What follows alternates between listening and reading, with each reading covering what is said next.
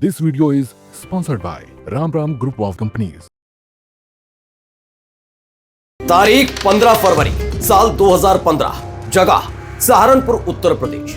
शहर के बीचों बीच बने तनिष्क ज्वेलरी शोरूम में पुलिस की वर्दी पहने कई लोग दंदनाते घुसते हैं। उस शोरूम में मौजूद लोग सहम जाते हैं।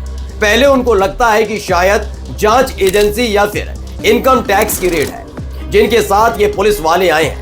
पुलिस की भारी भरकम मौजूदगी ग्राहकों को परेशानी में डाल देती है, लेकिन कोई कुछ समझ पाता उससे पहले ही शोरूम में घुसे वो पुलिस वाले अपने काम में लग जाते हैं। एक नहीं, दो नहीं, पूरे 10 करोड़ रुपए लूट लिए जाते हैं। जैसी ये खबर पुलिस को मिलती है, उनके हाथ पांव फूल जाते हैं। फौरन ही डकैती की वारदात को अंजाम देने वाले गुर्गों की घेराबंदी शुरू होती है। इस बार पुलिस बिल्कुल सही समय पर पहुंची थी। डकैती करने वाले पुलिस के घेरे में आ गए थे, लेकिन तभी उस गैंग के सरगना डकैती में लूटे गए पैसों को हवा में उड़ाना शुरू कर देते हैं। दिन दहाड़े पैसों की बरसात होते देख लोगों की भीड़ जमा हो गई। बेतहाशा भीड़ पैसों को लूटने में जुट गई और इस तरह से वो पूरा का पूरा गैंग पुलिस के हाथ से निकल गया। ये कोई फिल्मी कहानी नहीं है, बल्कि असलियत है। और जिस गैंग ने इस वारदात को अंजाम दिया था, वो गैंग था गैंग्स ऑफ कैराना, जिसका मुखिया था मुकीम काला। नमस्कार, मैं हूं प्रज्वल गौतम और आप देख रहे हैं टशनबाज।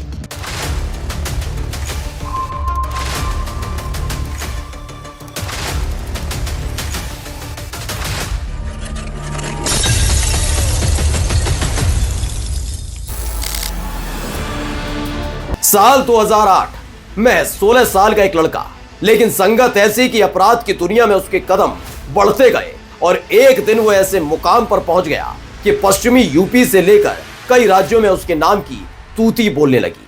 टशन इतना कि अपना नाम मुकीम काला बताता था। 16 साल में एक छोटे मोटे अपराध की वजह से जेल गया तो मानो बस जेल से बाहर आकर डॉन बनने का ख्वाब देखने लगा। उम्र कच्ची थी और अपराध भी छोटा, तो कानून के हिसाब से उसे ज्यादा दिन जेल में नहीं रखा जा सका। और फिर जेल से बाहर आने के बाद उसने कई वारदातों को अंजाम देना शुरू कर दिया। साल 2010 मुकीम काला के पहले अपराध को लोगों ने हल्के में लिया था। ऐसा लगा था छोटी उम्र में शायद बह गया हो, लेकिन उसके अंदर कोई झांक कर देख नहीं पाया कि वो उत्तर प्रदेश में कितना बड़ा खौफ का पर्याय बनने जा रहा है। दरअसल 19 साल की उम्र में वो पानीपत चला गया, जहां मजदूरी करने लगा। एक ठेकेदार को उस पर दया आ गई। फिर क्या, मुकीम काला को अपने यहाँ मजदूरी का काम दे दिया। लेकिन दिन रात मुकीम काला अपने ही मालिक को लूटने का प्लान बनाता रहा। वो इतना तो समझ गया था कि किसी भी अपराध को अकेले अंजाम देना इतना आसान नहीं है, तो उसने वहीं अपना एक दोस्त बनाया और उसका साथ लेकर अपने ही मालिक के 19 लाख रुपए लूट लिए और फायरिंग करके भाग गया। लेकिन ये फरारी ज्यादा दिन तक चल नहीं पाई और पुलिस ने उसे गिरफ्तार कर करनाल जेल में बंद कर दिया। ये जेल मुकीम काला के लिए अपराध की दुनिया में मजबूत कदम रखने की नींव साबित हुई। वजह थी करनाल के इस जेल में बंद पश्चिम यूपी का सबसे बड़ा और खूंखार गैंगस्टर मुस्तफा बंद था, जिसकी दहशत उन दिनों पश्चिम यूपी से लेकर उत्तराखंड, हरियाणा, पंजाब तक थी। मुकीम काला ने मुस्तफा से अपनी दोस्ती बढ़ाई और देखते ही देखते मुस्तफा इतने करीब आ गया कि कग्गा गैंग का सबसे मजबूत शूटर बन गया।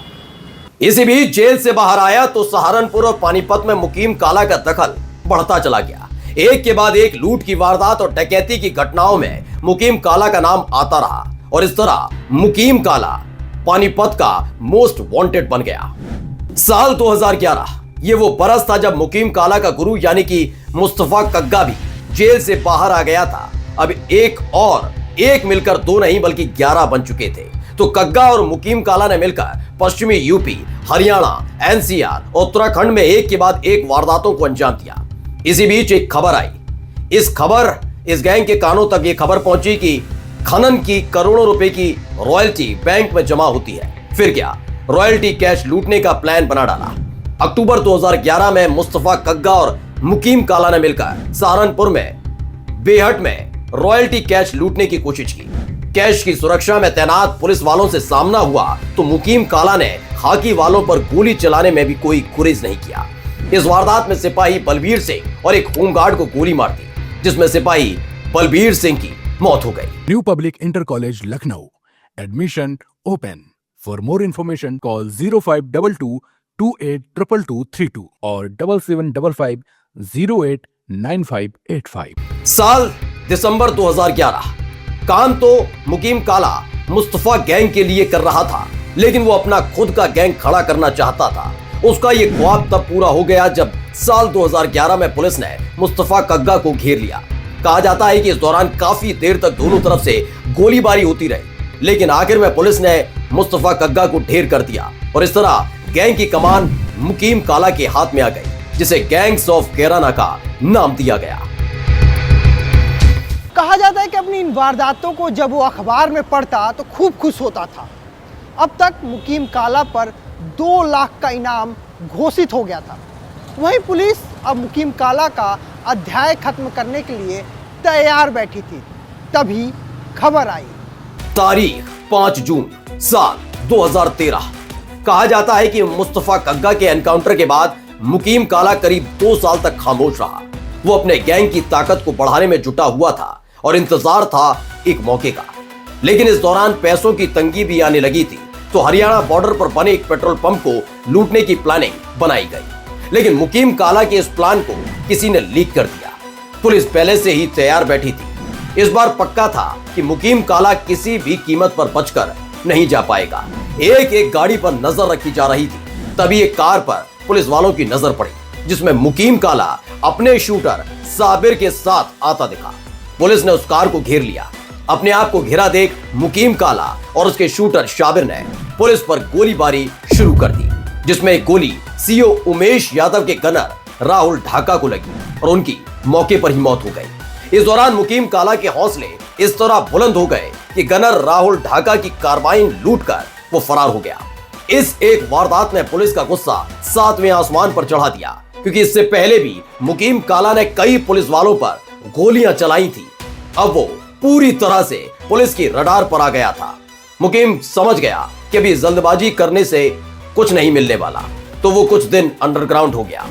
लेकिन 2 बरस बाद यानी 2015 में तनिष्क शोरूम में डकैती और पुलिस गिरफ्त से बचने के लिए डकैती के पैसों को लुटाने वाली घटना ने पूरे प्रदेश को हिलाकर रख दिया था। मुकीम काला के इस गिरोह में करीब 17 शार्प शूटर थे, जिसमें शकील इस गैंग का सबसे खतरनाक शार्प शूटर था और वो मुकीम काला का सबसे खास था।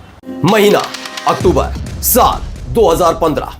एक बार फिर से मुकीम काला और उसके शूटर साबिर की लोकेशन पुलिस को मिली।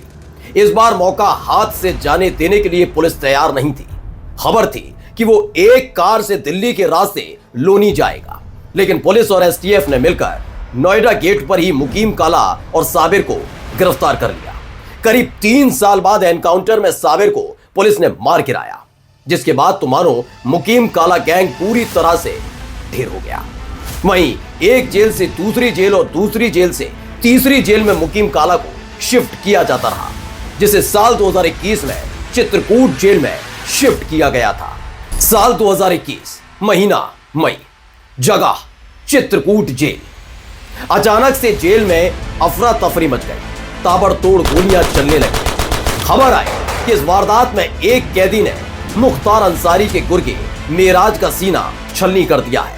जेल प्रशासन को समझ पाता कि फिर एक बार फिर से गोलीबारी होने लगी। इस बार मुकीम काला पर गोलियों की बौछार हुई। वहीं उसी जगह मुकीम काला ढेर हो गया। इस वारदात को अंजाम देने वाला अंशु दीक्षित नाम का कैदी था, जिसने 9mm की पिस्टल से यह हमला किया था। इस हमले के बाद अंशु ने जेल में ही 5 कैदियों को अपना बंधक बना लिया था। पुलिस ने समझाने की कोशिश की, लेकिन अंशु नहीं माना, जिसके बाद अंशु दीक्षित का भी पुलिस ने एनकाउंटर कर दिया। बाद में पता चला कि अंशु को जेल के अंदर न केवल पिस्टल मुहैया कराई गई थी, बल्कि 2 एक्स्ट्रा मैगजीन भी दी गई। इस एक वारदात ने जेल प्रशासन पर सवाल तो खड़े किए, लेकिन मुकीम काला का अध्याय हमेशा हमेशा के लिए बंद हो गया। अगले हफ्ते फिर होंगे हाजिर किसी और टशनबाज के किस्सों के साथ। तब तक के लिए नमस्कार। New Public Inter College Lucknow. Admission open.